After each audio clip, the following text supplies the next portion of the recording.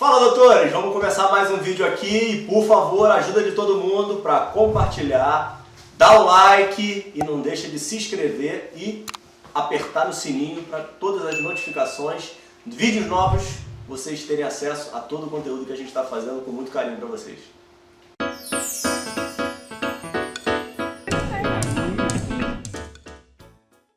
Fala, doutores! Eu sou Ricardo Valente, oftalmologista aqui do Rio de Janeiro. Vamos ver se a gente consegue continuar nossa série de conversas com os oftalmologistas que me inspiram e que são modelos para mim dentro da carreira, tentando trazer um pouquinho da história deles para vocês, tentando modelar e que vocês possam pegar um pouquinho da experiência deles e, de certa forma, ter uns atalhos aí na vida de vocês para que vocês consigam prosperar e melhorar aí nesse mundo aí complicado dentro da medicina que a gente está vivendo hoje. Hoje eu tenho aí um professor, um mestre aí, um exemplo dentro das cirurgias de catarata, Dr. Israel Rosenberg. Tudo bem, Israel? Beleza, tudo bem, Ricardo? Tudo jóia. Obrigado aí por ter aceitado o convite, por ter dado um pouquinho aí do teu tempo para a gente bater um papo e contar um pouquinho da tua história. Israel nasceu no Rio de Janeiro, né? Carioca, né, Israel? Carioca da Tijuca, na Promatre da Tijuca. Ah, legal. Lá perto, também, lá da Praça Mauá. Não tinha hospital de rico, todo mundo nascia onde nasciam os pobres também. Não, bacana, todo mundo nascia, legal. Isso já era mais equalitário. Todo mundo nascia no mesmo lugar, na Promatre. Outros tempos. É verdade. E aí, o que você foi fazer em Minas, Israel? Me conte. Bom, é uma história meio comprida. O meu pai, Meu pai não era refugiado de guerra, meu pai fugiu do exército russo ao final da Segunda Guerra e ele veio para o Brasil sem falar português, com primário completo, talvez, e obviamente sem um centavo no bolso. E aqui chegando, ele, através de apoio de talvez alguma organização judaica, ele era torneiro mecânico. Meu pai, no exército russo, onde ele ficou 10 anos lutando, ele era torneiro mecânico. Então, arrumaram uma fábrica lá em Nanuque, que pertencia a judeus muito ricos, ou de melhor situação, fábrica de madeira compensada, e arrumaram esse emprego para ele para Nanuque, e para Nanuque ele foi, porque não tinha outra oportunidade, foi o que apareceu, e lá ficou, e depois veio aqui no Rio, arrumou uma mulher para casar, levou para lá, e aí teve os filhos, e nós ficamos pelo menos até os 6 anos de idade, morando em Nanuque, um lugar muito, muito pequeno, né, que mal tinha energia elétrica, e um lugar muito limitado. E depois dos 6 anos de idade, aí a minha mãe, que era do Rio, falou, bom, os garotos agora têm que estudar, não dá para estudar aqui no interior, numa escola extremamente limitada na cidade, então nós viemos para o Rio, e, quer dizer, nós, os filhos, e a minha mãe, o meu pai ficava vindo para cá de vez em quando, a cada mês e meio, ele vinha, ficava aqui uns 10 dias e tal. E também eu, nas férias, as férias eram muito longas, hoje em dia se estuda demais. Antigamente as férias duravam 4 meses, então a gente, em julho era um mês todo, e depois dezembro, janeiro, fevereiro, então nós ficamos 4 meses por ano, ficávamos em Nanuque direto. Então foi isso que eu fui fazer em Nanuque. Meu pai trabalhava em Nanuque a vida toda, numa fábrica de madeira, que ele foi progredindo e depois virou sócio e tal. Mas é outra história. Vou colocar aqui um mapa de Nanuque aqui para vocês se situarem. Né? Nanuque é meio que uma mescla de Minas, né? Bahia, né? Espírito Santo, é uma conexão ali. Era uma viagem um pouquinho extensa, né? Esse Rio, Nanuque aí, não era um negócio tranquilo, não, né? Não, a gente ia de avião, mas o avião não voava de noite, eram uns DC-3, né? Então você tinha que sair muito cedo do Rio para dar tempo de chegar lá. E o avião, obviamente, que não tinha autonomia, então ele ia pousando nos 4 ou 5 lugares, no estado do Rio, depois no estado do Minas, então a gente saía assim que clareava, ia para o Santos Dumont, quando o primeiro raio de sol o avião decolava, mas ia quicando para chegar lá 3, 4 horas da tarde, entendeu? Então era rápido, mas de carro é longe, de carro são 1.000 quilômetros, sendo que quando a gente estava meio sem dinheiro, eu ia de carro de Vitória a Nanuque, eram 400 e poucos quilômetros de terra, estrada de terra, saindo da capital, que era Vitória, né? Hoje em dia, obviamente, tudo é asfaltado, é a BR-101, mas na época esses 400 quilômetros eram de terra, levavam umas 12 horas para cobrir esses 400 quilômetros. É longe, Nanuque são 1.000 quilômetros do Rio. Mas você ficou vivendo lá até os 6 anos de idade, né? E aí depois, várias E depois, férias. várias férias, quer dizer, eu devo ter passado, somando esse período todo, devo ter passado uns 8, 9, 10 anos da minha vida em Nanuque, talvez. E irmãos, como é que é a formação da tua família, Real? Bom, eu tenho um irmão que já faleceu, que era mais novo, e morreu uns 2, 3 anos atrás. Eu tenho uma irmã que é pediatra. Então, nós lá ficávamos em Nanuque. Teu irmão que faleceu trabalhava com o quê, Jean? O meu irmão foi, vamos dizer, mais dinâmico do que eu. Meu irmão foi estudar nos Estados Unidos, muito novinho, com 13, 14 anos, aqueles programas de intercâmbio que vinha um americano para cá, ficou um americano lá em casa, acho que alguns meses, e depois o meu irmão foi para os Estados Unidos com 13, 14 anos, 15, 16, aí fez faculdade de agronomia, depois fez negócio de inseminação artificial para a pecuária, naturalmente, porque a essa altura meu pai tinha fazenda, então ele ficou muitos anos nos Estados Unidos e voltou para tentar aplicar essas técnicas que ele aprendeu lá de inseminação e de agricultura, aplicar na nossa fazenda, que obviamente não deu certo, porque ele veio muito sofisticado e meu pai era muito simples e os universos não se encontraram do modo muito adequado. Mas meu irmão fazia isso. E minha irmã é pediatra. E vocês três estudaram juntos, né? Vocês estudaram num colégio judaico, né, aqui no Rio? Nós estudamos juntos no colégio judaico aqui, que existe até hoje. Que os colégios judaicos eles foram se fundindo. A população, vamos dizer, judaica mais raiz, ela foi diminuindo. Então, havia vários colégios que eram pequenos, todos eles foram basicamente se unindo, foram juntando os nomes de todos, mas esse colégio existe até hoje, é bem grande, é o Colégio Liesen, que é uma fusão de várias escolas. E os irmãos, todos nós estudamos do primeiro ou do segundo ano primário até o vestibular, nós estudamos no Liesen. Era uma educação bastante boa. E é exatamente isso que eu ia perguntar. Como é que você vê o Colégio Liesen e essa formação judaica dentro do teu histórico profissional e até mesmo dos teus irmãos, né? Você considera que foi uma educação satisfatória? Como é que você vê isso? Não, eu diria que foi mais que satisfatória, foi quase que primorosa, porque, por coincidência, eu fui a turma mais velha da escola por 4 anos.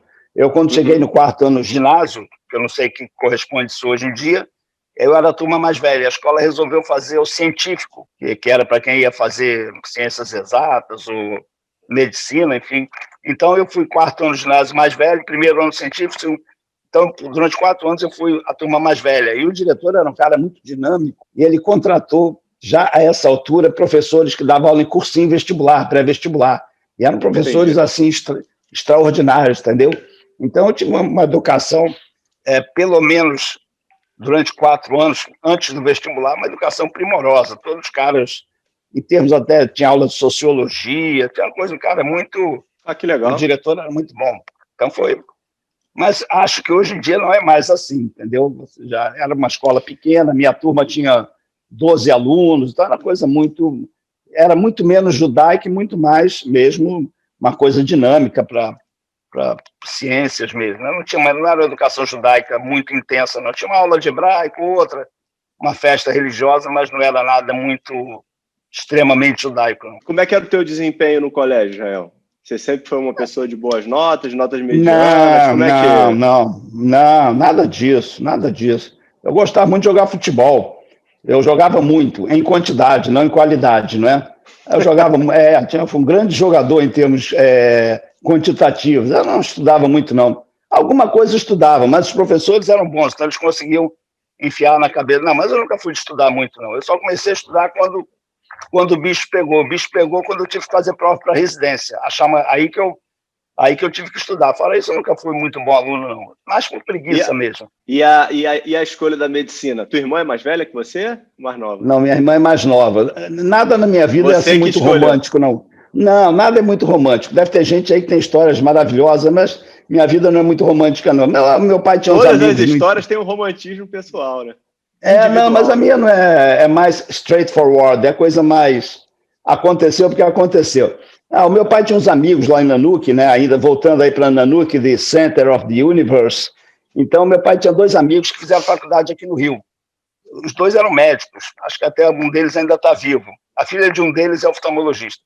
E esses 2 médicos foram para Nanuque e meu pai viu os 2 médicos prosperarem muito bem e tal. Então, um fazia cirurgia, o outro fazia anestesia. Não eram anestesistas, na época não tinha muito bem isso. Então, eram clínicos gerais e cirurgiões, e um fazia anestesia, o outro operava, um fazia anestesia, e começaram a ganhar dinheiro. E existe também uma tradição no meio da família judaica, antigamente, que o judeu sempre foi muito perseguido pelos vários lugares que ele ficou errando ao longo dos séculos, e sempre se dizia para o filho judeu que era melhor ele ter a faculdade nas costas, ou ser advogado, ou ser engenheiro, ou ser médico, que, em tese, isso não te tira, mas se você é um comerciante, ou isso daí podem, da noite para o dia, você tem 10 lojas, e diz, agora você sai daquele país, essa loja não é mais sua, o governo vai tomar. Então, quer dizer, havia a questão de ter visto profissionais prosperarem, né? E acho também uma questão meio judaica de estimular os filhos a fazerem uma profissão liberal. Mas isso que você está trazendo é um ponto de vista super interessante, né? E como é que você tem mudança de modelos atuais, né? Hoje a gente vê um número muito grande de profissionais fazendo faculdade, fazendo cursos de pós-graduação, né? E acaba que o mercado fica muito saturado, né? E tem muita gente hoje buscando exatamente o inverso, né? Hoje tem essa moda de empreender, né? E muitas vezes perdendo esse conteúdo que você conseguiu adquirir por auxílio do teu pai, por iniciativa sua, né? Hoje em dia tudo é mais difícil para o advogado, é mais difícil para o médico, é mais difícil para o... Tudo é mais difícil, na verdade. Talvez não seja difícil para o gênio da informática, mas para os outros é tudo muito mais difícil. As grandes corporações, esse é meu modo de ver, elas dominaram o ambiente econômico e social mundial, então você não consegue mais empreender individualmente, é muito mais difícil, sem dúvida. Não por culpa do jovem empreendedor, mas por culpa do meio socioeconômico que a humanidade criou e se tornou permissiva nisso. E aí, voltando, terminou o colégio, então você fala que não era um aluno exemplar, tem o seu lado de humildade aí nisso. Não estou. É realista, estou sendo realista, nunca fui muito bom aluno, por preguiça. Eu sou franco também, porque me dediquei muito ao futebol, gostava muito de jogar cartas, gostava muito de ir ao jockey, coisas todas elas que trazem muita alegria para o indivíduo, mas nada de muito útil, entendeu? E seu pai chegou a morar aqui com vocês? Ele depois se aposentou tardiamente, né? Ele trabalhava muito, ele passou assim uns 20, 25 anos da vida dele sem ter férias. Mas aí depois ficou mais velho, aí ficou meio doente, aí ele passou os últimos 10 ou 15 anos morando aqui com a gente, aqui no Rio. Sim, no final ele largou a fábrica para lá e veio morar aqui, se aposentou. Entendi. E aí faculdade, você fez faculdade na Faculdade de Teresópolis, né? Como é que foi esse período? Bom, eu fiz faculdade de Teresópolis porque eu também não estudava nada no vestibular, né? Eu estudava muito pouco. Eu tinha uma outra matéria que eu gostava, assim, me interessava, mas aquele negócio de ficar sentado, estudando, não gostava muito, não. E o ano do vestibular foi o ano que eu me dediquei ao Jockey Club. Eu gostava de ver as corridas de cavalo. Então, era coisa que difícil de conciliar, ter boas notas no vestibular e assistir corrida de cavalo 4 vezes por semana, né? Então, não dava muito certo. Foi o ano que eu me dediquei às corridas de cavalo, quando eu tinha 16 para 17 anos. Eu gostava de ir ao jockey, achava legal. Então, não estudei muito, acabei passando para Teresópolis. Eu tenho certeza que se eu tivesse estudado 20% do que eu precisava, eu teria passado na faculdade aqui no Rio, mas eu estudei pouco, então acabei passando para a faculdade de Teresópolis. Ainda tive outro problema, que logo no começo eu que já estudava pouco, lá para novembro, dezembro, eu fiz uma prova para a faculdade de Vitória, acho que chama-se Mescan. E por um azar meu, passei muito bem colocado nessa prova em Vitória. Aí eu que já não estudava, falei, bom, está resolvido, vou passar mesmo, né? Porque eu já tinha passado em algum lugar, então o que era ruim ficou pior. Eu estudei menos ainda, e o que sobrou foi passar para Teresópolis, que foi ótimo. A faculdade era muito boa.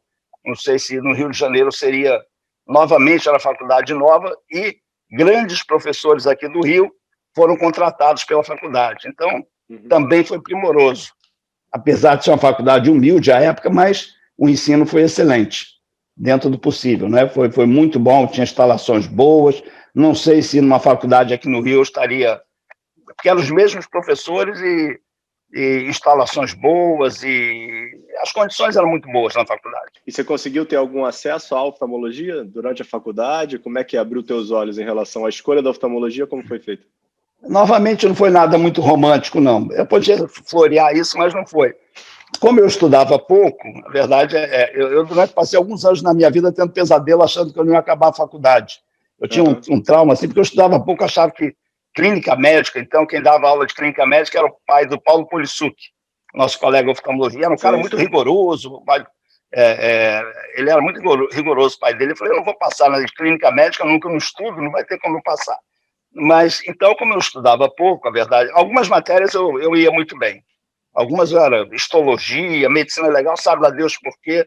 Não, medicina legal, fui ótimo aluno. O professor queria que eu virasse legista no 4º ano da faculdade. Verdade. O cara ainda era governo militar, disse, eu vou te arrumar um emprego lá em Niterói, no IML. Mas, professor, não sou médico. Eu falei, não, mas eu arrumo. Você vai trabalhar como médico no 4º ano da faculdade. Que eu fui, assim, estupendo aluno, não sei por quê, medicina legal. Mas, não, era aluno, não tinha muito boas notas. E eu entendi que eu não poderia fazer uma especialidade que exigisse de mim um conhecimento gigantesco da medicina. Eu sabia que eu precisava ter alguma coisa meio de lado. Uma dermatologia, oftalmologia, talvez o otorrino, eu não podia me enfiar na cardiologia ou me enfiar na pneumologia, que me exigiria conhecimentos clínicos que eu não tinha estudado muito. E eu também sempre gostei de fenômenos ópticos, laser, luz, gosto até hoje. Então, isso também me estimulou aí para a oftalmologia. Essa foi decisão minha, não foi meu pai que falou, não, foi uma decisão minha mesmo, primeiro de fazer uma coisa que não me exigisse tantos conhecimentos da medicina como um todo, né? Porque a oftalmologia, por menos que a gente queira, por menos que a gente gosta, ela é bastante estanque. Você pode ser um maravilhoso refracionista sem saber o que é uma gota de sangue e o que é uma hemácia. Você pode fazer uma carreira toda profissional tratando só meibomites ou pálpebras, você não saber o que é um nervo. Enfim, mas baseado nisso, que eu gostava de fenômenos ópticos, sempre gostei, e fiz uma escolha de alguma coisa que não me exigisse tanto. Então, por isso, eu escolhi a oftalmologia. E respondendo a tua... aí você me perguntou se eu tive oportunidade. A oportunidade apareceu por acaso. A oftalmologia era no 4º ano, era meio ano de oftalmologia, mas 6 meses, um semestre. Sim. E eu fiz oftalmologia no 1º semestre, e no 2º semestre eu fui ser monitor de oftalmologia. Aquele negócio, fazer a prova, era monitor de oftalmologia. Sim. E eu fui monitor assim, por 1 mês ou 2 meses, e o chefe da cadeira, que era o Dantas Coutinho, ele infartou. E naquela época dizia, infartou, não pode dirigir, não pode nada. O adjunto era o Mário Bonfim, que está vivo aí, que é o pai do Máriozinho Bonfim. O Mário Bonfim, que era o adjunto, tinha tido um acidente de carro na estrada, indo lá para Minas, e ele disse, nunca mais dirige. Então, o titular não pôde ir para Teresópolis, o adjunto não ia, e eu tinha 1 mês de oftalmologia. E aí eu assumi a cadeira. Nunca tinha visto um olho na vida, nem nada. Para minha turma, para minha metade de turma, ou seja, eu fiz 4 meses, a turma era dividida metade. A metade da minha turma fez oftalmologia, a outra metade ia fazer no 2º semestre. Já foram meus alunos, curiosamente. Então, eu dei aula já para minha turma, mas eu nunca tinha visto um olho na vida, obviamente, mas eu estudei muito. Aí peguei livro, estudava o livro de trás para frente, de frente para trás, e comecei a dar aulas muito intensas, e eu reputo que boas, porque eu me preparava, aulas de 4 horas toda semana. Então, a oftalmologia era de 2 às 6, eu era muito novo, então eu tinha que me impor de algum modo também, né? Eu tinha, 18, 19 anos, então eu estudava muito, e eu era malucão, colava comigo, eu conhecia tudo, eu era aluno, né? Então não tinha papo, todo mundo acostumado a colar aqui e ali, aquilo ali para mim era... Eu era criminoso no meio dos bandidos, então eu sabia como se colava, né? Então eu comecei a dar aula muito cedo. Eu, no 4º ano da faculdade, virei professor de verdade. Professor mesmo, pegar, dar nota, corrigir, ver o programa, e aí eu consegui umas coleções de slides americanos da academia, então eram aulas muito boas. Então, eu, durante uns 20 anos da minha vida, fui professor universitário de verdade, para dar aula, né? Eu dei aula, a vida toda eu dei muita aula, desde bem novo. Oportunidades da vida que inicialmente a gente acha que é uma sacanagem, né? Que a gente acha que é alguma desgraça que está acontecendo. Você perguntar como é que você virou professor, eu virei professor porque, infelizmente, um infartou e o outro teve um acidente, e o negócio caiu no meu colo, virar professor. Eu não tinha a mínima ideia se aquilo ali servia para mim, se ia dar certo, mas eu era o professor. Eu era o auxiliar de ensino, e virei auxiliar de ensino, não, monitor. E já no 4º ano já virei professor de verdade, e fui por décadas sendo professor universitário. Ah, que legal, não sabia dessa história. Mas nada muito romântico, E aí a residência de especialização você fez lá no Oculistas Associados, né? Que, por sinal, você deve ter pego um momento interessante, né? Com grandes nomes, né? Da oftalmologia. Na verdade, os Oculistas Associados, sem sombra de dúvida, aqui no Rio de Janeiro era o melhor. E não sei se no Brasil existia, talvez, Penido Bournier, Hilton Rocha, que eram nomes assim de muito peso, mas no Rio de Janeiro não havia nada nem comparável aos Oculistas Associados. Na época que eu fiz, eram assim, 10, 15 pessoas por vaga. Vinha gente do Brasil todo, era muito, muito difícil passar. E aí, novamente, eu estudei muito também. Eu já vinha estudando há um ano, eu tinha um livro do Kielder, que eu sabia ele de trás para frente, e aí eu estudei muito para fazer essa prova, mas aí você tinha que fazer um curso lá nos Oculistas Associados de um mês, e eu não podia fazer o tal curso porque eu arrumei um internato na aeronáutica, um amigo arrumou, então eu tinha que ir para... Eu tive um mês de vida militar lá como interno na aeronáutica, foi muito bom.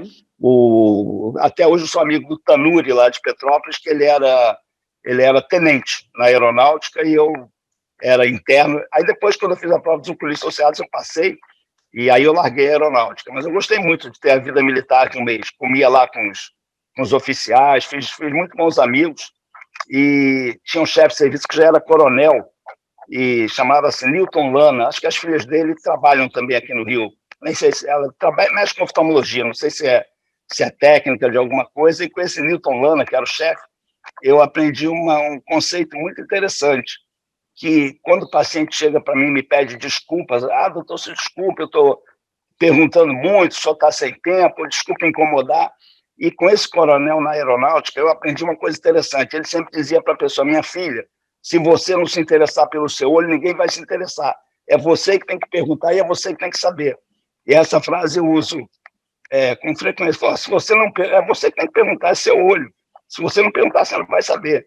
Isso faz parte, acho que, de você ser um bom médico, saber escutar. E essa frase, esse conceito de não ficar zangado ou apressado, eu aprendi nesse um mês de internato que eu fiz na minha vida militar. Foi só um mês de aeronáutica. E tem um outro ponto muito importante dessa frase, né? Que é você dar um pouco de responsabilidade para o paciente, né? A gente tem muitas vezes essa dificuldade, né? Que às vezes num pós-operatório, uma complicação feita por um paciente, ele traz a culpa para o cirurgião, né? E o que muitas vezes não é muito justo. Mas quase sempre é culpa do cirurgião mesmo, né? Na verdade o paciente está lá deitado, coitado, pagou a cirurgia, está deitado, está anestesiado, não... Às vezes é culpa dele, às vezes ele tosse e tal. Eu sempre fico pensando nisso, né? Que tem coisas que, se o cara tossir, se ele tiver hemorragia, é difícil dizer, a culpa é sua. Mas nunca aconteceu na minha vida profissional, pelo menos de catarata. De transplante aconteceu, já tive várias hemorragias expulsivas. Vários, mas 5 ou 6. Eu conheço bem a hemorragia expulsiva, não em catarata, mas em transplante. Quando eu fazia muito transplante, eu fiz muito transplante a vida toda, aí tive várias. E aí... No final, você tem que dizer, você começou a tossir, ou você saiu, tá aí, o olho saiu todo, você perdeu o olho. Mas em catarata, não. A culpa sempre 99% das vezes é do cirurgião mesmo. Eu assumo quando dá errado, eu assumo, falo, não deu muito certo, aconteceu isso e aquilo, mas quase sempre é do cirurgião. E o teu volume cirúrgico já no Oculistas foi um volume cirúrgico significante? Como é que foram esses seus anos aí por lá, Tchau? Lá a gente operava paciente do SUS, né? Na verdade, os oculistas, eles funcionavam no prédio lá da Cruz Vermelha, que é um prédio muito bonito lá no centro da cidade. Então, os oculistas sociais não eram em Botafogo, eles eram anexos à Cruz Vermelha. E também na Cruz Vermelha tinha um serviço de SUS, ou de NPS, como se chamava naquela altura. Então, o particular e o SUS, tudo funcionava no mesmo centro cirúrgico. Então, havia uma certa oportunidade da gente, sim, a gente fazia cirurgia, não a gente fazia, mas os professores, e a gente tinha bons cirurgiões lá, eles ensinavam com muito esmero, muito carinho, e você ia rodando com esses cirurgiões, você ficava um mês com um mês com outro, não se fazia muita cirurgia, porque a cirurgia intracapsular era demorada, era com anestesia geral, então não existia esse negócio, vamos fazer 10 cirurgias hoje. Não, se marcava 5 na manhã e fazia 5, 4, tinha que dar anestesia, o paciente tinha que acordar, tinha que sair com maca, então a coisa era ruim, era lenta. Mas eu também peguei novamente, essa é uma questão de oportunidade. Quando eu comecei a operar, estava se mudando da cirurgia intracapsular para extracapsular. E já os professores que ensinavam lá já não conseguiram ir muito com esse negócio. Alguns já começaram a tropeçar para passar da intra para extra. Aqueles que eram os meus professores, alguns deles, já não conseguiram fazer. Então, aí abriu-se uma grande porta de oportunidade de, no mesmo ano que você está aprendendo com o cara, você começa a ultrapassar os professores. Então, eles não conseguiam fazer, novamente, operavam de lupa. Aí começou a entrar o microscópio. Tudo isso aconteceu num ano meio crítico, onde, para mim, era muito fácil, foi muito mais fácil eu me adaptar ao microscópio e muito mais fácil eu me adaptar à extracapsular. E os caras que já estavam acostumados a fazer intracapsular, 70% deles já tropeçou. Então, já nesse primeiro, segundo ano de cirurgia, eu já estava melhor que meus professores, porque foi uma época de transição. Então, eles também queriam, ao mesmo tempo que eu estava aprendendo sozinho a fazer extracapsular, eles também estavam aprendendo. Havia uma competição deles com a gente, porque eles também queriam, eles não faziam muita questão dos pacientes do SUS, mas como eles queriam aprender, então, em vez de a gente estar brigando com a R2, a gente brigava com os caras que já tinham 30, 40 anos de idade, que já estavam bem, porque eles também queriam passar para extracapsular. Eu não estou falando da FAC, estou falando da extracapsular com microscópio. Então, muitos já não conseguiram. Então, foi uma oportunidade imensa de, enquanto R1, R2, começar a operar igual os caras que já eram muito antigos, entendeu? Então você teve a tua formação técnica dentro da intracapsular, né? Então a questão de livros e conhecimento dos outros cirurgiões era da intra, mas acabou que você teve uma baita de uma oportunidade da transição acontecer na sua formação. Então você podia treinar e, vamos colocar, errar, e todo mundo estava errando do mesmo jeito, né? Eles erravam mais que a gente, por incrível que pareça. Eles erravam porque é mais difícil você mais velho, você se desentortar. Aos 40 anos, você sempre operou de lupa e aí você pegar o microscópio e tudo fica mais difícil. E para a gente que era novo, era mais fácil. E como é que foi a transição depois para a FACO, Jael? Porque aí também a gente tem um outro problema, né? Porque você teve a tua formação toda e provavelmente você conseguiu um êxito muito grande dentro da extracapsular, né? E depois de fazer essa transição, teve que ter uma certa coragem, né? Teve que ter. Aí, novamente, eu fui totalmente autodidata. Aqui no Brasil, não no Rio, no Brasil, existia um grupo muito restrito, que são os pioneiros, que é o Padilha, o Paulo César, que estão conosco até hoje, felizmente, e tinha o Pedro Moacir de Aguiar e o Fatorelli. Era um grupo de 4 cirurgiões que trouxeram a FACO para a América do Sul. E eu não tinha...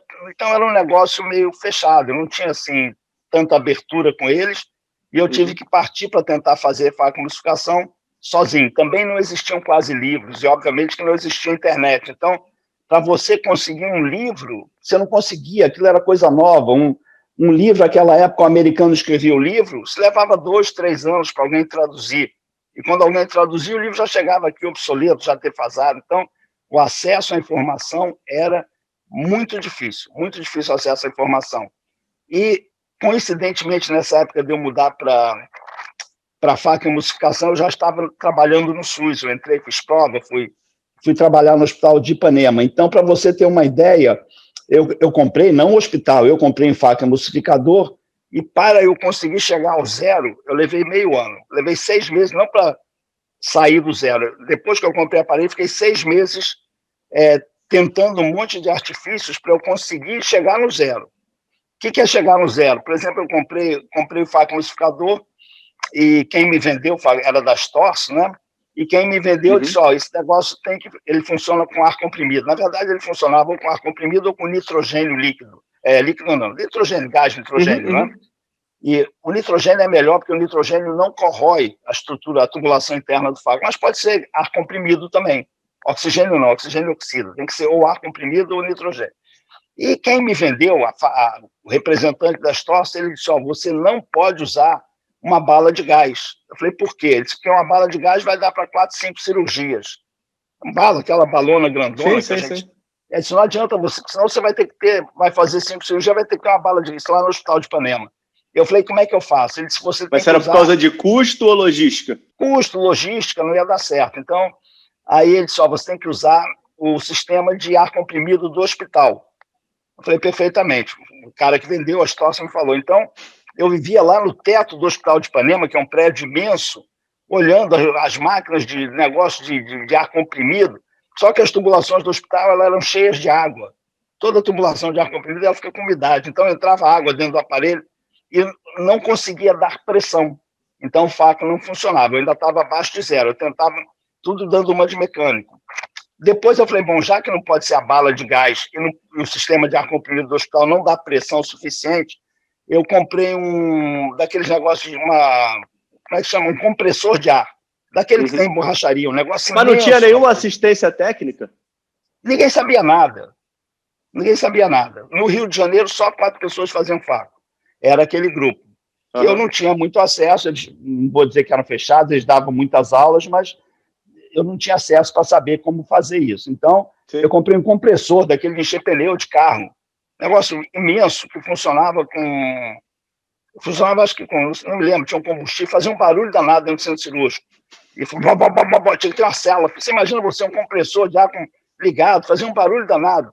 Mas, novamente, ele tinha um negócio, porque o faco, vamos dizer, funcionava até... Para funcionar, ele tinha que funcionar com 30 PSI. E o aparelho, eu tinha que esperar o aparelho encher o bujão dele, compressor, aí o faco funcionava. Quando o aparelho chegava vamos dizer, a 20, ele desarmava. Ele desarmava. Então, o negócio havia uma desconexão. A cirurgia começava e, no meio, havia uma desconexão entre o mínimo que o faco exigia e o máximo que o aparelho dava. Aí eu comecei a mexer no aparelho nesse compressor para ver se eu adulterava ele para ele conseguir dar mais pressão. E no final... diga-se de passagem para os novos médicos ou quem esteja nos assistindo que não conhece, né? Você tinha total domínio da outra técnica cirúrgica, né? Sim. Mas aí, o que eu descobri depois de toda essa história? Que a bala de gás dava para fazer 50, 60 cirurgias. Que não precisava... que eram 4. Que era 4, o cara foi um engenheiro da história, não adianta, não vai dar certo. Depois alguém me disse, não, faz com a bala, mas a bala não dá, vai. Hoje você faz com a bala, faz 50, 60 cirurgias, mas então para chegar ao momento de conseguir fazer o faco funcionar, levou meio ano, andando pelos tetos dos hospitais, comprando compressor de encher pneu de carro, mas o compressor era muito grande, não era um negócio, era um negócio gigante, tinha que ter uma sala dentro do centro de cirurgia. Você imagina como ficavam felizes lá no hospital quando eu ligava um motor, eu nem sei com o que ele funcionava, se era com gasolina, não era eletricidade não, era um barulho horrendo que o negócio fazia. Pensou em vender muitas vezes? Não. O microscópio também era meu, né? Na verdade, o microscópio era meu, dentro do Hospital de Ipanema. O microscópio era meu, o autoclave era meu, o compressor de encher pneu de carro era meu, tudo era meu. A instrumentadora era minha e o material cirúrgico era meu. Tudo isso dentro do Hospital de Ipanema. Eu fui comprando isso e, a essa altura, aí eu já estava bem à frente de todos os médicos do serviço, os mais antigos. Eu também já era staff, com 2, 3 anos de formado, né? Eu tinha acabado a residência há 2, 3 anos, aí já ninguém mais no hospital fazia. Não tinha ninguém fazendo, um grupo de 15 ou 20 médicos, aí ninguém já se arriscava a fazer isso, só eu que fazia, mas dando muita dificuldade. Também eu não tinha acesso à informação. Ia num congresso, ouvia alguma coisa, outra, eu comecei a fazer faco sozinho. Para não dizer que não, meu professor de faco foi o Edson, de Niterói. Uma vez eu fui a Niterói, o Edson já estava também, já fazia faco-modificação um pouquinho, o Edson, lá em Niterói, ele tinha um aparelho igual ao meu, e eu operei algumas poucas cirurgias num dia com o Edson, ele me deixou operar um pouquinho e teve um momento que eu tive um pânico. Falei, Edson, como é que faz agora? Tem uma bolha de ar aqui dentro da câmara anterior. O que eu faço com essa bolha? Ele se aspira. Aspira como? Ele pisa no pedal que vai chupar. Então, meu nível de formação era... E foi assim que eu fui aprendendo. Era muito difícil você conseguir ter acesso à informação. Era um congresso, aí vinha um americano dava uma aula aqui, mas uma coisa é você ver uma aula de como fazer a cirurgia, outra coisa é você fazer aquele esquema todo funcionar, comprar insumos, e era muito difícil. Então, eu basicamente comecei a operar, fora o Edson, que me ensinou a chupar a bolha de ar da câmara anterior, ninguém ensinava mais nada. Eu não aprendi nada, e fora no congresso outro, mas aí já era técnica cirúrgica. E diga-se de passagem que, nesse momento, eu também comecei a fazer muito transplante de córnea, porque as cirurgias de catarata por faca e emulsificação eram trágicas naquela altura. O aparelho era... Então, eu comecei a fazer faca e, por outro lado, eu me meti para fazer transplante de córnea, e havia uma abundância gigantesca de pacientes para fazer transplante, porque a faca e emulsificação no começo era trágica. Para começar, não tinha proteção do endotélio, não tinha visco. Não tinha visco elástico. Para começar a história, não tinha visco elástico, você rasgava a cápsula em can opener, e o aparelho tinha uma caneta desse tamanho, não havia equilíbrio na câmara, com certeza ela colabava muito, então eu comecei a fazer as duas coisas concomitantemente. Mas tanto o transplante quanto a... Transplante também no Rio, basicamente ninguém fazia. O Pêssego tinha ido para o exterior, fazia um pouquinho. Quem fazia bem era o Luiz Eurico Ferreira, que era o criador do IBOL, que era um cara extraordinário. Assim. Então, o Luiz Eurico fazia, o Pêssego fazia um pouquinho, e eu me meti no banco de ossos, comecei a fazer muito transplante de córnea. Então, eu me dediquei muito ao transplante, que havia uma pletora, uma quantidade imensa de... Que ano que a gente está, Israel? Quando que era isso? Deve estar 80, 81, 82. Logo depois que eu acabei a residência, eu já comecei. Eu fiz 100 transplantes de córnea só pelo livro. Nunca tinha visto. Quando eu completei uns 100, aí eu falei, poxa, eu tenho que ter alguém operar, eu devo estar fazendo alguma coisa errada. Nunca vi ninguém operar. Então, quando eu fiz 100 transplantes, mais ou menos, aí eu fui para São Paulo, lá com o Tadeu Civintal. Conheci ele no congresso, falei, eu posso ficar aí uns 2, 3 dias? Pode e tal. Aí que eu fui ver como é que era transplante de córnea. Eu não estava fazendo muito errado, não, mas os primeiros 100 eu fiz sem nunca ter visto ninguém fazer. Só de livro e tal, e fui fazendo. E a faca é isso, a faca foi... Como é que foi sua perseverança e força de vontade para continuar? Porque acredito eu que você deveria ter um resultado abaixo do que você tinha na Extra, e você deveria ter inúmeros colegas, mesmo no Hospital de Ipanema, te cornetando, né? Porque você estava trazendo uma tecnologia nova, inovadora, e você não estava tendo o resultado esperado. Como é que foi isso para você e dentro do Hospital de Ipanema especificamente? O Coutinho, que era meu sócio no consultório, era chefe de serviço. Isso é um detalhe. E como possivelmente não dava muito certo, ninguém reclama. As pessoas só reclamam quando começa a dar certo, quando o resultado é bom. Como o resultado era meio ruim, acho que todo mundo me apoiava, porque deixa ver se o cara aprende, era bom para o serviço e tal, né? Acho que quando começa a ficar muito bom, que as pessoas eventualmente têm inveja ou coisa do gênero, mas como no começo era ruim, eu não conseguia fazer nada, não havia muita oposição no hospital, não. A verdade é essa, eu nunca senti oposição de ninguém, não. No hospital eu sempre fazia as coisas e tal. Também não sei se estava muito errado, não. Acho que eu fazia com cuidado, acho que não dava muito errado, não. Acho que não dava errado. E você acreditava que aquele era mesmo o caminho? Como é que foi essa tua visão? Porque teve muita gente nessa tua época que não quis continuar na faco, né? Teve as Não é que primeiras... não quis, é porque era muito difícil, né? Ainda hoje, a gente que opera faco, a gente sabe que aquilo é muito difícil, que a gente faz rindo, mas é uma coisa muito, muito complicada, é uma infinidade de sistemas hídricos e pressóricos, né? Aquilo é muito difícil. Então, não é que as pessoas não quiseram fazer, porque era difícil mesmo aprender faco. Então, as pessoas não embarcaram mesmo, porque não tinham condição de fazer. Demandava demais para quem fazia intracapsular se meter a fazer faco. Então, 70% dos médicos já desistiram quando passou para extra. E quando passou para faco, aí ninguém mais. No Rio de Janeiro, você tinha 4 cirurgiões fazendo só, que era o grupo lá da antiga Clínica São Vicente, que capitaneado pelo... Eles estavam tendo bom resultado, Joel? Quer dizer, pode ser até meio deselegante dizer, mas não, no começo não, com certeza não. Nem eles, nem ninguém em nível mundial. Eles eram muito, tentavam, traziam Kelman veio várias vezes aqui ao Rio, os grandes nomes, então eles se encostaram nas pessoas que eram os líderes mundiais.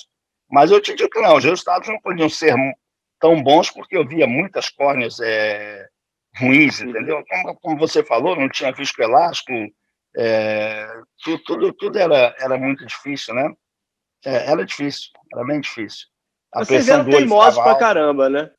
Mas acho que eu não tive muitos olhos, assim, destruídos, não. Mas tinha Não, umas mas córneas que ficavam ruins de o vez em teu quando. resultado era melhor? Você se sentia mais seguro fazendo facoemulsificação do que extracapsular? E é isso que eu vejo, né? Hoje você pega o resultado de fazer uma cirurgia de facoemulsificação comparado com uma cirurgia extracapsular, para a grande maioria hoje dos cirurgiões, até que hoje estão basicamente formadas na facoemulsificação, é melhor. Tanto em relação a pós-operatório, em relação a risco, o tamanho da incisão em si, diminui a chance de infecção, de endoftalmite, a melhora visual é mais rápida, então acaba sendo mais fácil a escolha.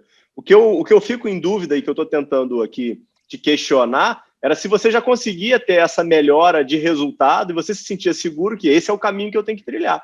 Uma coisa curiosa, viu, Ricardo, é que a gente fazia faco, mas não tinha lente. Então você fazia faco, depois você tinha que abrir para botar lente, entendeu? E nesse meio tempo eu fui uma vez para os Estados Unidos, fui para um congresso em Nova Orleans, aprender a fazer faco. Era um congresso assim maravilhoso, que você tinha um wet-lab, então custou caríssimo, né? E eu comprei umas lentes intraoculares, custou assim uns $400 cada uma. Eu comprei 6 lentes, um investimento brutal, $400 naquela época. Hoje é dia, naquela época era uma fortuna, eu não sei porque eu comprei 6 lentes. Mas quando eu cheguei no Brasil, eu não sabia fazer faco. Então, eu fiquei com as lentes, as lentes perderam a validade. A coisa era meio desconexa. Eu primeiro comprei as lentes e fui lá tentar aprender nos Estados Unidos também. Era difícil, mas acho que eu não tenho memória assim, de tragédias na minha vida de facoemulsificação, não. Tenho memória de dificuldades. Como você não tinha que botar a lente, então tudo era um pouco mais benevolente. Mas no final você abria. Você não tinha lente dobrável. A lente dobrável veio depois da faco. Veio razoavelmente depois. Então você fazia faco, e aí você abria, dava ponto, tinha que dar ponto, entendeu? Não tinha jeito. Quando você deixasse a lente de 6, 7 milímetros, você não tinha como deixar aquele negócio aberto. Então, quer dizer, a própria faco não era uma faco muito tão bonita ou tão boa como hoje em dia, porque você tinha que abrir para botar lente. E depois é que começaram a vir as lentes dobráveis. Não, porque eu falo isso que é engraçado. Assim, de tragédias, não, assim, especialmente. Hoje eu tô com 15 anos de término da especialização, né? E quando eu estava no fundão, né? A gente tinha aquela obrigatoriedade de aprender a extra para depois fazer a transição para faco, né? E hoje eu vejo que a grande maioria aí dos residentes tem aprendido a fazer faco quase que diretamente, né? Sem nenhuma necessidade de você ter alguma mão na extracapsular, né? Por isso que eu estava te questionando como é que tinha sido essa transição. Não tinha nem parado para pensar nesse ponto da lente, que faz toda a diferença, né, dentro do resultado cirúrgico, né? Então você acaba que você trazia um trauma maior cirúrgico semelhante à extracapsular. Mais ou menos semelhante, né? Na extracapsular você abria demais o olho, mas para tirar o núcleo, né? Então eu já estava acostumado, a coisa só foi diminuindo. Abria 180 graus para fazer a intra, depois abria um pouco menos, então foi crescendo. Mas eu não me lembro assim de muitas tragédias, não tem nenhum trauma específico o trauma mais foi de ninguém ensinar, eu não tinha onde aprender, não existiam livros, pouquíssima gente fazia no Rio, e eu não conseguia mexer no aparelho. Eu não conseguia andar para frente com a aparelhagem. Apesar de eu ter comprado o facoemulsificador, eu não conseguia fazer ele funcionar. E você teve que ser completamente autodidata, né? Não teve nenhum momento em que você descobriu um livro, que você fez um curso que fosse diferencial para você. Você aprendeu mesmo no erro e acerto. Mas em algum momento eu comecei a ir para os Estados Unidos para congressos. E o primeiro congresso que eu fui foi em 85, Nova Orleans. Já fui com o Irã, com o deputado. Fomos nós dois nos metemos. Então, ele é um amigo muito antigo. Foi a primeira viagem da gente assim, para congresso. Irã estudou contigo, já?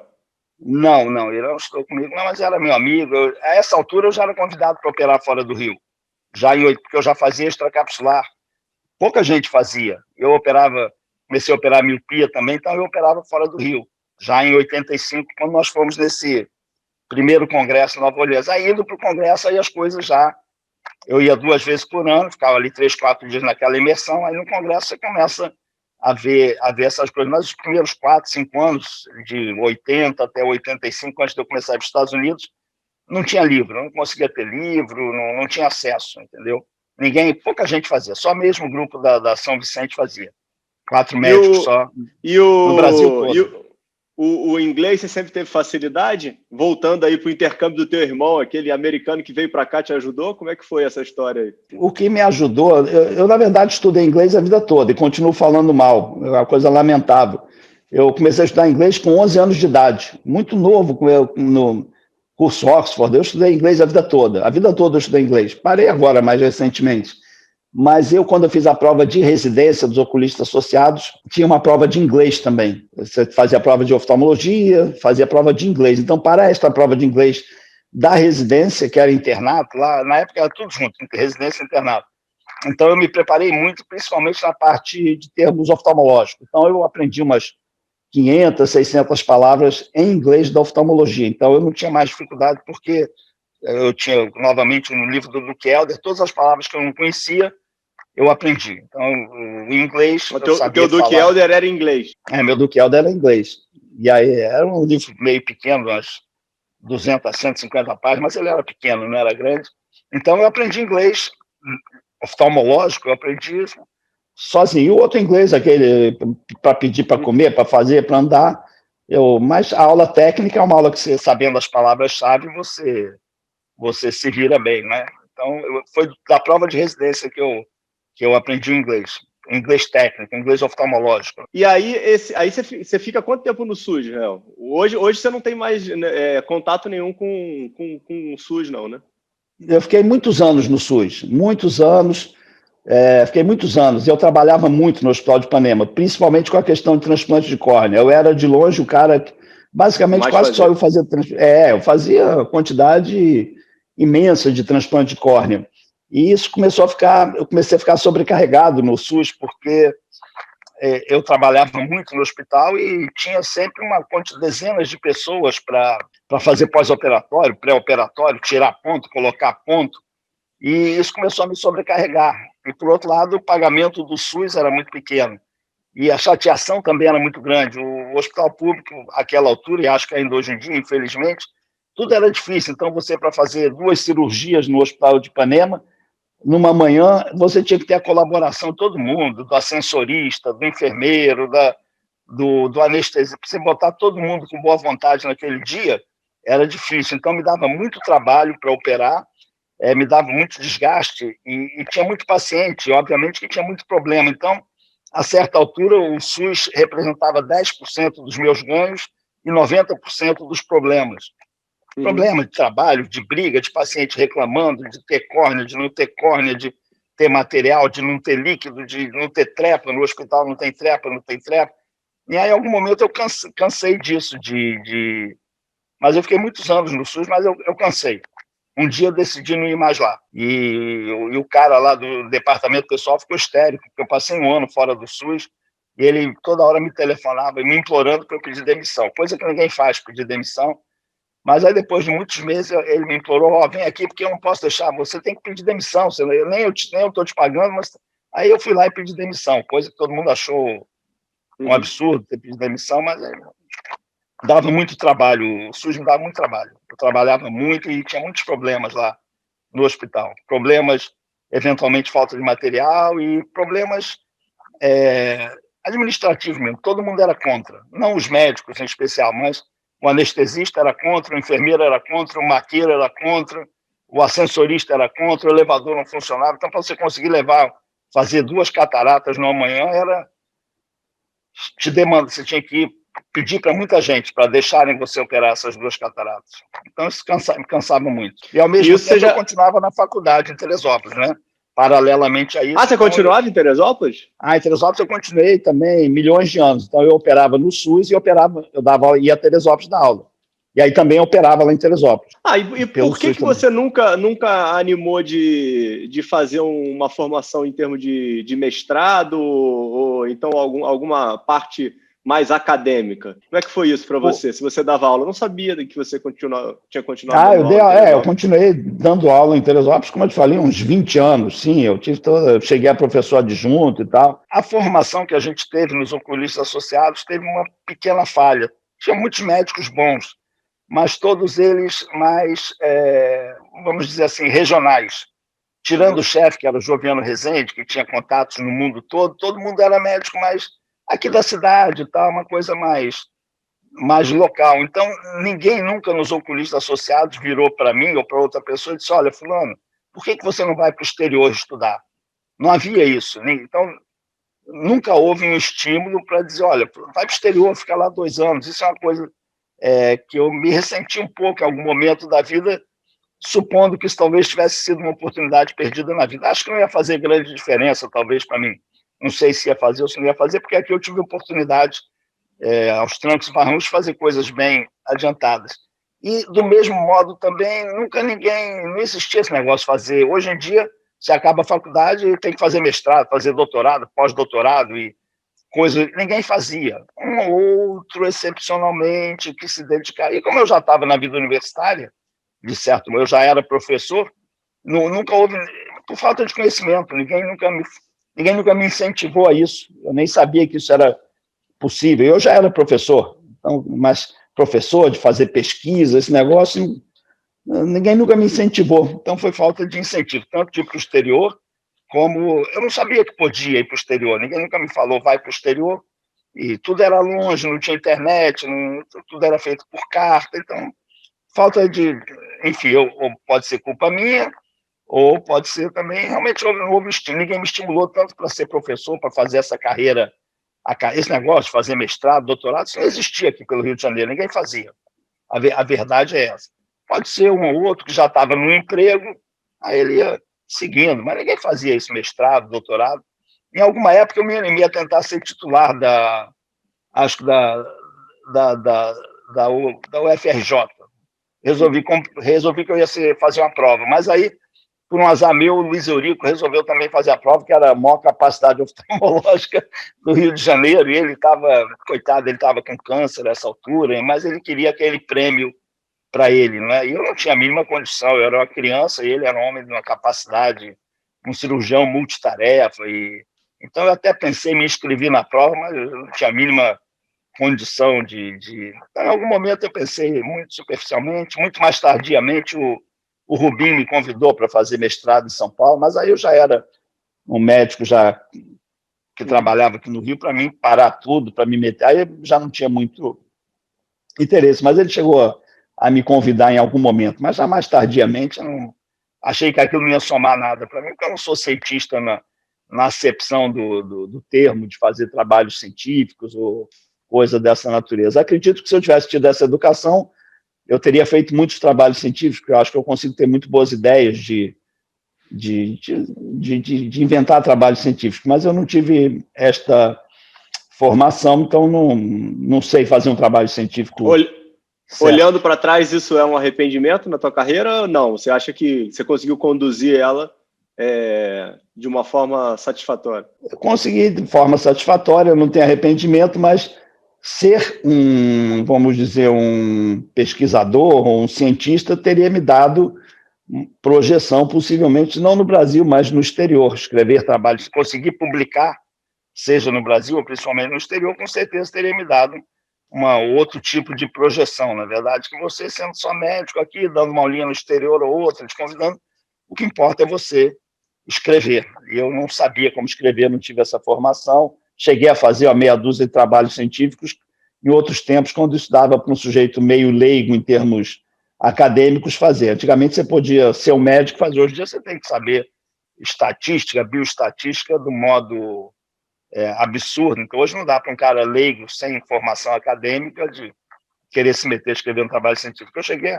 a cometer alguns trabalhos científicos, mas arrependimento não, mas talvez isso tivesse me dado alguma projeção em escala global maior e alguma projeção global, que sem fazer isso, sem escrever, eu não tive acesso, mas acho que, não sei se... Não me arrependo, não.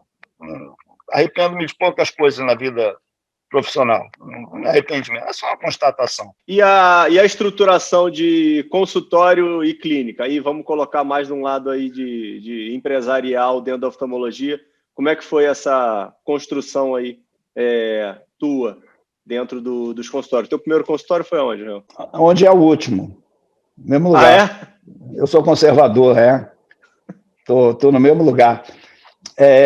Também não foi nada muito romântico, não, nada muito poético, mas o Coutinho... Era de alguém? Você que construiu? Não, o Coutinho era professor da faculdade, eu era o ajudante dele, o Coutinho era chefe lá dos oculistas associados, e o Coutinho era chefe do Hospital de Ipanema, onde a gente trabalhava. E a gente se dava muito bem, porque eu era professor lá com ele, e ele, em algum momento, começou a se desentender com o pessoal dos oculistas associados e resolveu que ia fazer a carreira, que ia sair de lá, que não ia ficar mais lá. Isso coincidiu com o meu fim quando eu acabei a residência. E então meu pai ia me dar dinheiro para o consultório. Antigamente era uma coisa barata, sem desmerecer o que meu pai me deu, mas você comprava um Grins, você comprava uma lâmpada de fenda, um tonômetro, e se você quisesse ter um consultório muito sofisticado, você comprava um ceratômetro da Bausch Lomb, aquele que é uma coisa preta, comprida. Então o consultório era uma coisa bastante barata. Era lâmpada de fenda, tonômetro, projetor, cadeira e coluna. E aí eu falei para meu pai, poxa, pai, já que você vai me dar um consultório, quem sabe você não me dá um pouco mais de dinheiro, em vez de comprar uma cadeira e uma coluna, a gente compra duas. E quem sabe eu chamo o Coutinho para ser sócio também, ele não vai ter nenhuma despesa, ele está querendo sair, claro, tudo bem.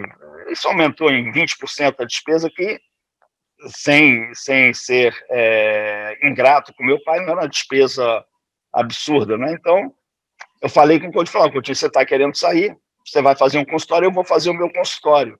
Por que você não vem trabalhar? A gente trabalha junto, você e o Bonfim também estava meio querendo, o Mário Bonfim também queria ter uma carreira fora dos oculistas associados, e também era professor em Teresópolis, então nós nos unimos. É claro que eu tinha acabado a residência, né? Tinha 1 ano, 2 anos de formado, tinha, sei lá, 23, 24 anos, e eles já tinham muito nome, tanto o Coutinho quanto o Bonfim eram médicos muito conceituados aqui no Rio. Então, nós fizemos a clínica que a gente está até hoje, que é o Instituto de Olhos Leblon. E eu comecei lá, comecei como ajudante deles, né? Porque eu não tinha cliente nenhum, eles já tinham uma clientela bastante consolidada a essa altura, e eu comecei como ajudante deles, e me meti a fazer lente de contato, que eles não faziam, que era um mercado extraordinariamente bom. Eu, às vezes, ficava sábado até 3, 4 horas da tarde fazendo lente de contato. Para você ter uma ordem de grandeza, eu ganhava com uma lente de contato equivalente a umas 4 ou 5 consultas particulares, líquido. Então, como se fosse hoje para fazer um par de lente de contato, seja gelatinosa ou dura, ganhasse R$2.000, R$3.000, que é um valor que hoje em dia as lentes de contato gelatinosas você ganha R$50, R$30. E aí eu comecei a ajudar esses médicos e rapidamente eu fui também ultrapassando eles na cirurgia. Então eu os ajudava na cirurgia. Eles me pagavam como auxiliar, né? Mas, por sorte, aí o Coutinho já não fazia mais a extracapsular, muito menos a facoemulsificação, e eu fazia. Então, ele, pessoa de coração assim extremamente bondoso, ele de imediato começou a me passar os pacientes. Nunca de modo escondido. Ele disse, tem uma técnica nova aqui, eu sempre chamava de professor, porque eu era muito novo, né? Quer dizer, o professor, eu era professor de verdade. Quer dizer, o professor Rosenberg faz uma técnica mais nova, eu vou estar junto com a senhora, vou estar lá ajudando a ele, mas eu prefiro que a senhora faça com ele. Então, isso, muito rapidamente, o consultório, essa nossa clínica, principalmente para mim, que tinha acabado de me formar, foi prosperando até o momento que começaram a surgir os convênios. Então, nós estávamos numa ascendente muito grande, eu principalmente, e quando surgiram os convênios, surgiu um choque geracional entre eu e o Coutinho Bonfim, que só tinha uma clínica particular, e eu que estava no avião decolando, em determinado momento o avião começou a embicar, porque os pacientes começaram a ir para os convênios. Muitos médicos, o Sérgio Benchimol começou a ter muito convênio, o Vieira Romero, o Renato Ambrosio, o pai, começou. Então, eles começaram a comer toda essa clientela. E, então, isso criou um terremoto na minha clientela. Então, eu que vinha com muitos clientes, comecei a ter pouco. E aí eu falei para o Coutinho, eu tenho que ter convênio. se eu não tiver convênio, eu vou morrer, eu não vou conseguir competir com vocês e nem com os outros que já têm convênio. E eles não queriam, porque isso eles achavam que ia destruir a clientela deles particular. Então, eu passei alguns anos tentando ter convênio, mas eles não deixavam, aí a gente fez 2 salas de espera, aquele negócio você... Sabe os sócios, hein? Não, ser meio virgem, né? Não dava para ter convênio e não ter. E o que eles queriam era isso, era a gente fingir que tinha convênio, mas não tinha, ou fingir que não tinha, mas tinha. E não deu certo o negócio de fingir que tinha convênio e que não tem. Em algum momento, eu falei, eu tenho que ter convênio, porque sem convênio eu não consigo, eu estou ficando às tardes. E isso foi chato, porque eu já estava prosperando, eu já tinha muito cliente particular. E eles começaram a sumir por causa do convênio. Então, em algum momento, eles concordaram que eu tivesse 1 ou 2 convênios. Eu tinha um amigo que era de Teresópolis, que um dia me ligou, veja você como é que as coisas mudam, né?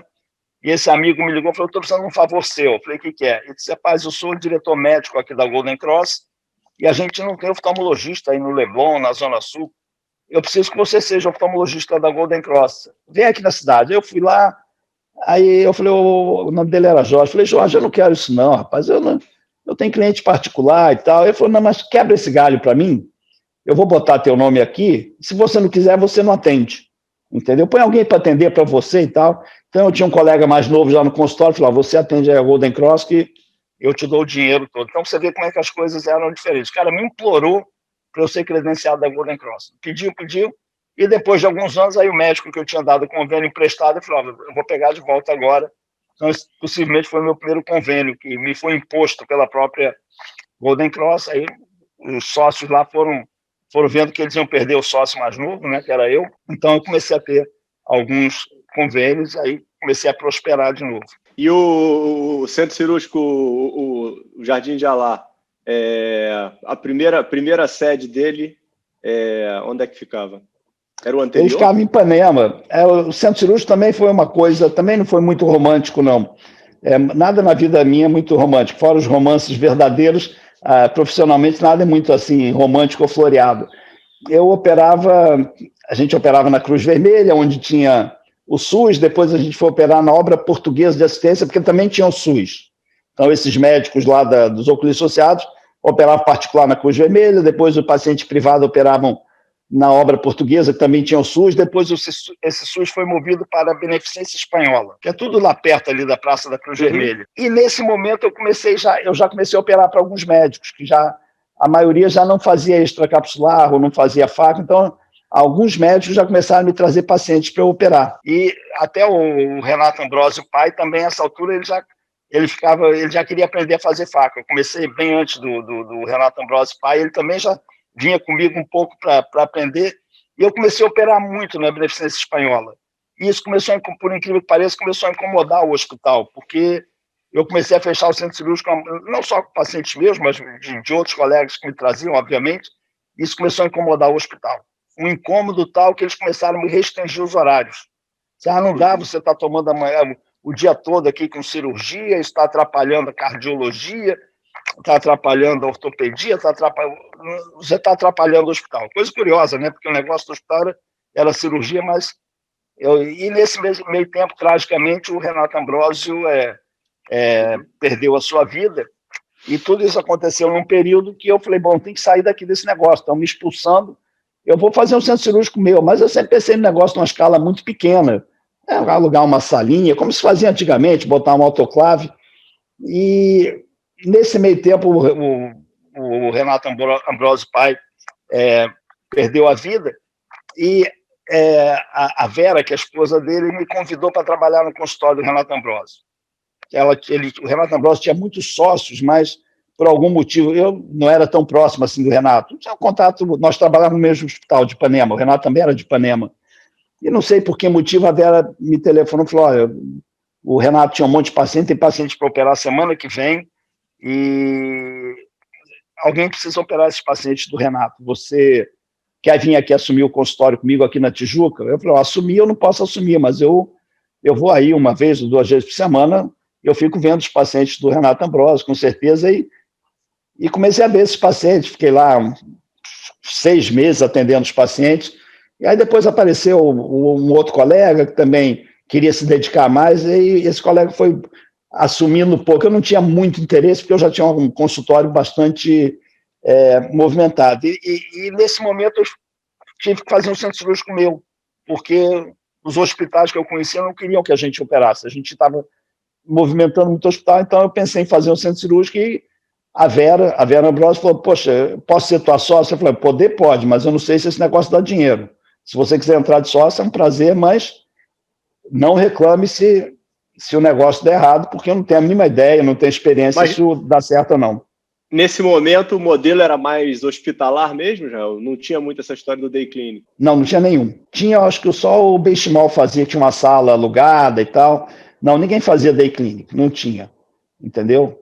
E a nossa já era uma estrutura mais bem montada, tinha 2 salas de cirurgia e tal, o negócio era num prédio, mas era uma estrutura já, não era anexo ao consultório, era uma estrutura isolada. Eu optei por fazer uma estrutura isolada para que os colegas não se sentissem constrangidos de um centro cirúrgico que tivesse o meu nome. Então, sempre fiquei, por isso que eu botei o nome de Jardim de Alá, cirurgia ocular, para não botar centro cirúrgico Israel, ou Rosenberg Ambrosio, uma coisa dessa, porque eu achei que isso ia espantar os colegas. Então, nós tivemos centro cirúrgico tudo assim, sem muito romantismo, porque a gente foi expulso do outro hospital e então eu precisava operar em algum lugar, e já tinha um movimento razoável meu e de outros colegas, para os quais que eles me convidavam para operar, então eu resolvi fazer esse centro cirúrgico, primeiro num prédio em Ipanema, depois pegou fogo. Vocês ficaram quantos anos naquele centro cirúrgico no prédio em Ipanema, João?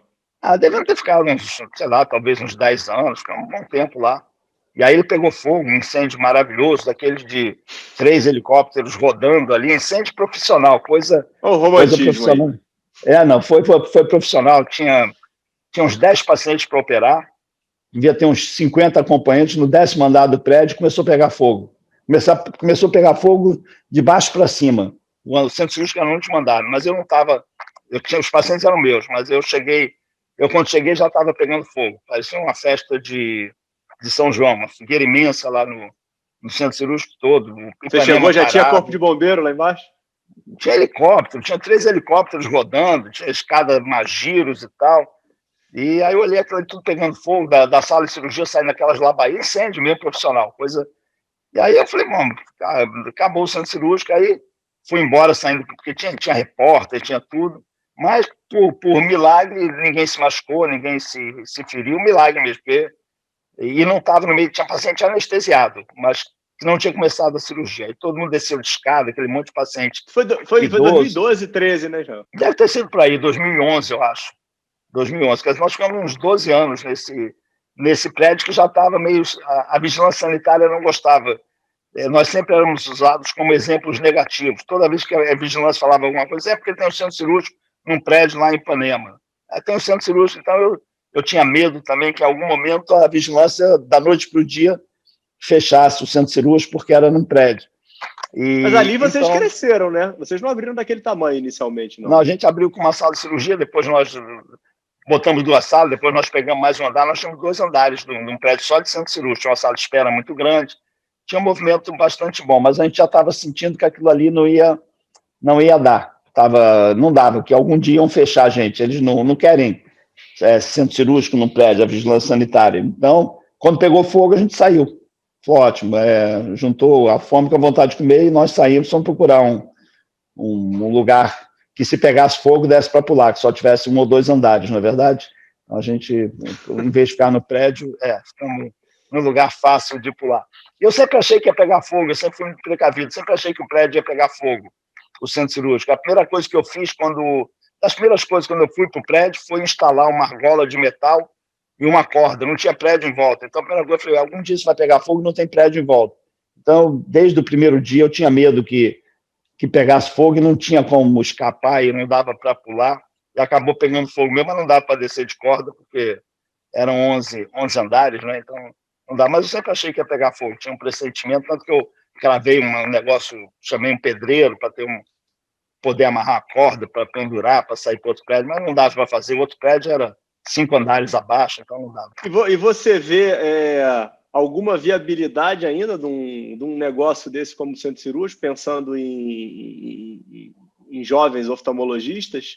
Ou você vê hoje como um negócio completamente saturado? Eu vejo como um negócio totalmente empresarial, aonde novamente as grandes corporações, né, elas tomam conta do mercado nacional e acredito que também mundial, né? É difícil você empreender, é muito difícil. Eu não vejo espaço para isso num grande centro. Num lugar pequeno, claro, se você não tem grandes grupos empreendendo, nenhum grupo empresarial vai estar interessado numa cidade de 80 mil, 100 mil habitantes, talvez 200 mil habitantes. Então, se você fizer um centro cirúrgico, acho que você tem que fazer, não dá para você ficar operando no hospital geral de favor, numa sala que não está adequada, mas num grande centro, não. A atividade é toda empresarial, e quando eu falo empresarial, de grupos que têm ação na Bolsa, grupos gigantescos, na verdade, não há como você fazer um centro cirúrgico no Rio de Janeiro, na cidade do Rio de Janeiro, ou em Caxias ou Nova Iguaçu, é muito difícil. Se você tiver movimento, um grupo empresarial vai fazer um centro cirúrgico maior e você fica morto. Acho muito difícil você competir contra grandes grupos empresariais que vieram a se formar na medicina e em todos os setores da economia humana, do modo geral, né? E você teve 3 filhos, né? Todos homens, né? Todos homens. Nenhum seguiu a medicina, né? Em algum momento da minha vida, lá por 2000 e alguma coisa, eu ainda tinha dúvidas se eles deviam seguir ou não. Mas tem um filho meu que é engenheiro de software, ele chegou a me ajudar algumas poucas cirurgias quando ele tinha uns 13 ou 14 anos, ele chegou a ficar comigo no centro cirúrgico e tal, quando isso ainda não dava cadeia. Hoje em dia ia ser julgado como pedofilia ou alguma coisa, exploração de menores, né? Ia dar cadeia. Mas na época a gente podia fazer umas coisas normais, né? Porque ele também não cegava ninguém e tal, só ficava olhando ali, me dava uma pinça. Em algum momento eu achei que talvez fosse bom, mas em algum momento eu também falei, esse negócio de medicina não vai dar certo. Isso tudo que está acontecendo hoje em dia, de algum modo eu já tinha um pressentimento que não ia dar certo, ia acabar no que acabou, grandes grupos empresariais tolhendo totalmente a iniciativa, vamos dizer, privada, você mandando no seu negócio. Então, naquela altura eu pensei dele fazer oftalmologia, depois pensei em não fazer, depois me arrependi um pouco dele não ter feito, e hoje em dia, para mim, eu vejo como que foi um acerto. Talvez se eu tivesse uma grande clínica, talvez do tamanho do IBOL aqui no Rio de Janeiro, gigantesca clínica, entendeu? Talvez lá há vários descendentes dos sócios mais antigos que conseguiram fazer sua vida, mas com um consultório pequeno do tamanho do meu, eu não vejo como deixar um filho herdeiro de um negócio pequeno como é o meu negócio hoje em dia, que é uma clínica como se fosse uma pequena boutique, que não é uma empresa gigantesca. Então, eu não me arrependo.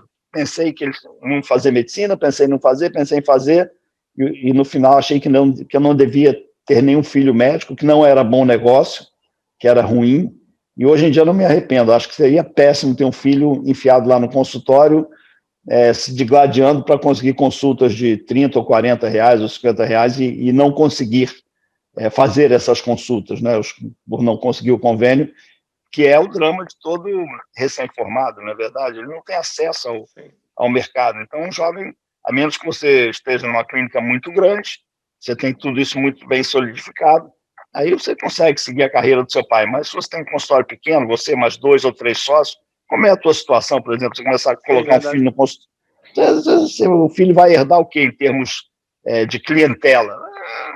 Não vai, acho que não chega a nenhum lugar.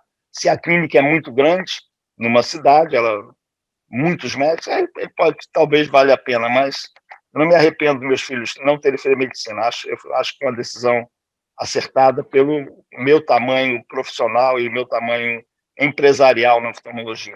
E aí, já chegamos aí, finalizando aí nossa conversa, você tem uma história esplendorosa, né, de conquistas, apesar de você negar aí o romantismo, óbvio que ele existe, né, dentro de tudo que a gente conversou.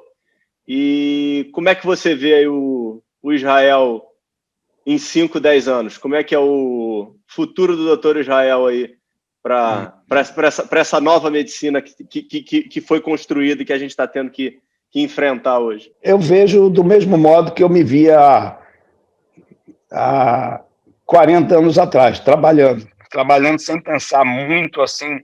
Eu nunca fui um grande empresário, nesse sentido de ser calculista, nunca fui. Sempre as pessoas, vem operar aqui em caixa-prego. Eu falei, vamos, quantas cirurgias vai ter? Vai ter 30 cirurgias. Eu falei, nunca perguntei quanto é que eu vou ganhar para ir. Aí eu vou operar, basicamente, mais ou menos a mesma coisa faço hoje. Continuo operando. Então, o que eu fazia 40 anos atrás, vou continuar a fazer enquanto eu conseguir fazer. Continuar operando sem um viés extremamente empresarial. É claro que eu não quero perder dinheiro, trabalhar para ter despesas, mas nunca fiz muita estratégia empresarial. Eu vou trabalhar, continuo operando, que é o que eu sempre fiz. Mas você continua tendo prazer na cirurgia, né, Israel? Sim, acho muito. Sim, eu acho muito bom. Eu devo ter feito, não sei se há algum cirurgião mais experiente que eu aqui em atividade no Rio, não sei, porque eu devo ter feito umas 50 mil cataratas, as contas que eu faço, é um número muito expressivo, na verdade, e não sei se talvez algum dos mais antigos tenha esse número de cirurgias, mas o que eu digo para os pacientes, doutor, o senhor já operou quanto? Eu falo, sei lá, uns 40, 50, acho que mais próximo de umas 50 mil cirurgias. Mas o curioso que eu sempre falo para os pacientes, a senhora não vai acreditar, cada dia eu aprendo uma nova coisa. E é verdade, isso não é um modo assim, snob de falar para parecer que você é um cara que não quer dizer que sabe tudo, mas a cada dia eu aprendo, a cada dia, todo dia eu invento uma coisa. Vamos mudar a incisão, vamos mudar para cá, vamos botar para lá, tira esse viscoelástico, e isso eu acho muito interessante, esse aprendizado, já que você uma vez perguntou quais são meus hobbies, eu não tenho hobbies além da cirurgia de catarata. Eu tinha outro hobby, eu era botafoguense, mas hoje em dia eu não sei, fiquei meio sem norte nesse negócio do outro hobby, que era ser botafoguense. Então, eu me vejo fazendo a mesma coisa, operando como eu comecei há 40 anos atrás, sem um viés extremamente empresarial, só operando porque eu gostava de operar e tentando a cada nova cirurgia aprender, comprar um instrumento novo, inventar um negocinho novo, tentar ler alguma coisa, uma fórmula nova, para tentar melhorar, comprar um aparelho novo. Essa semana eu comprei uma lâmpada de fenda, no meu consultório está cheio de lâmpada de fenda, porque achei que a antiga já não estava muito nítida. Então, me vejo hoje como eu me via 40 anos atrás. É claro que agora eu sou mais velho, muito mais velho que antes, né?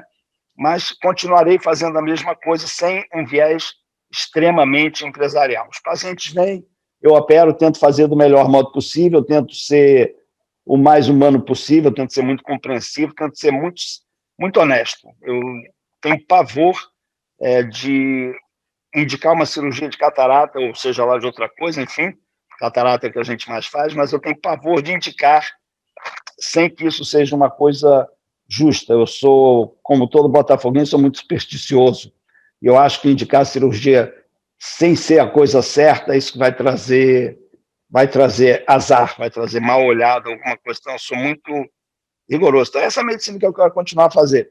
Eu quero operar, quero cada dia melhorar um pouco, porque tem muito espaço para melhorar, ainda que os resultados sejam extraordinários. Mas aqui as conquistas vão sendo aos pouquinhos. Demora menos, a córnea fica mais clara, o paciente, a incisão é menor, a lente é multifocal melhor, ou uma multifocal moderna, mas, enfim, não tem nenhum projeto profissional diferente do que era 40 anos atrás. E nos últimos, vamos colocar aí, 5 anos, você tem participado muito aí desse auxílio aí, até pelo contato com o deputado Irã, né?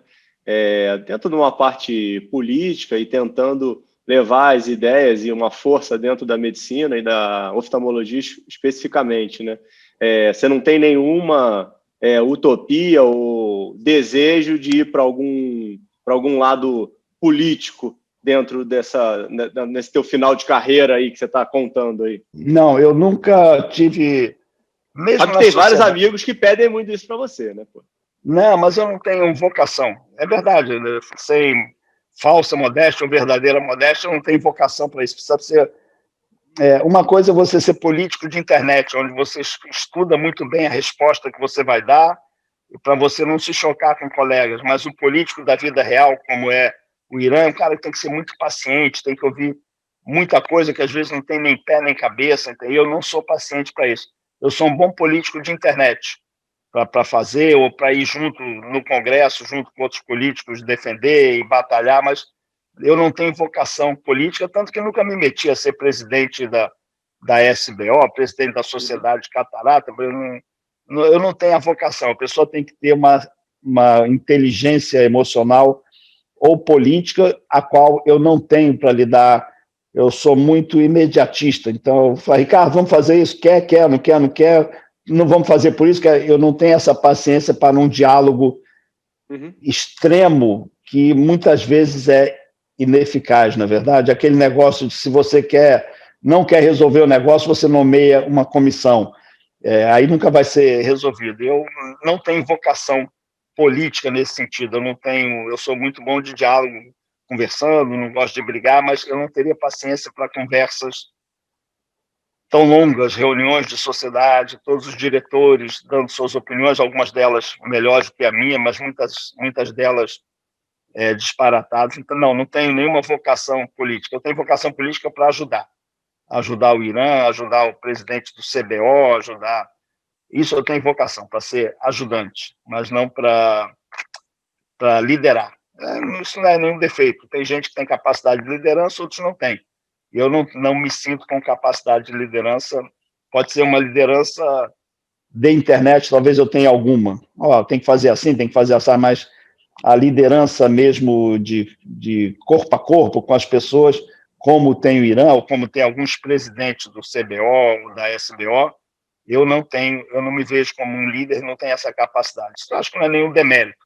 Uns têm capacidade de liderança, às vezes nem são os melhores profissionais, ou os mais inteligentes, mas têm capacidade de liderança. Outros, pode ser, você conhece com certeza excelentes profissionais na nossa área, que são brilhantes, e o cara não tem capacidade de liderança, e eu não me incluo nesses que têm definitivamente capacidade de liderança.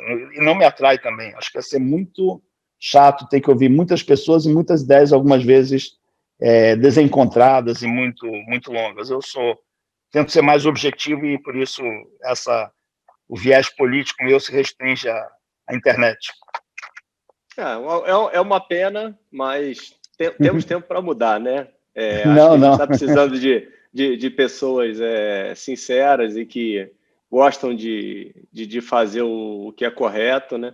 E não ficar escutando o que precisa ser escutado para chegar num denominador comum, né? Acho que a gente tem que buscar hoje o mais correto para a gente ter uma sociedade e uma classe melhor, né? Mas, maravilha, Jael. Muito obrigado pelo teu tempo. Acho que foi ótimo, aí uma aula mesmo de vida e de profissão.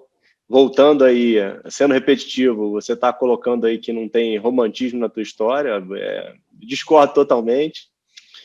Acho que vai ser muito válido aí para todo mundo que está querendo escutar e conhecer um pouquinho mais da profissão médica e da oftalmologia especificamente. Obrigado, tá? Muito obrigado, um abraço aí para os seus pais, para sua sócia, tudo de bom. Grande abraço, Ricardo, obrigado. Tá bom, Rael. Abraço, tchau, obrigado. Tchau, um abraço, tchau.